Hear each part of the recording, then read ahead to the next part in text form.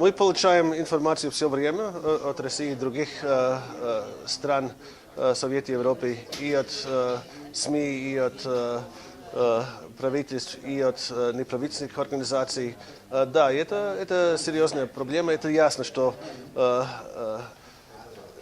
инциденты жесткого обращения существует. Мы были там, мы анализировали эту проблему в докладе, который мы опубликовали о России.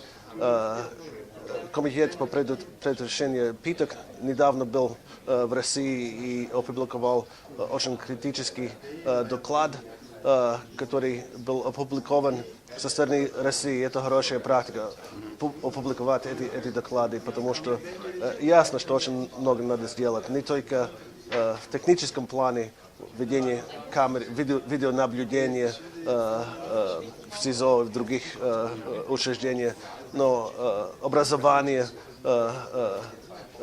полиции и очень твердое обращение против тех, которые совершают таких преступлений. И политические сигналы, что вот это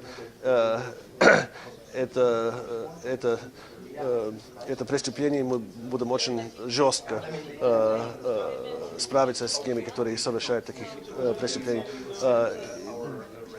Был определенный прогресс в России, но очень много осталось сделать по этому поводу. Спасибо большое. Имеет ли смысл информировать ваше ведомство с мест? Просто обращаться к вам, ваше ведомство, по каким-то конкретным фактам. Имеет ли смысл это делать? Да. И если, это хорошо для нас получить информацию и лучше понимать ситуацию, но тоже мы передаем информацию наших коллег в других отделах в Совете Европы. Да, есть смысл.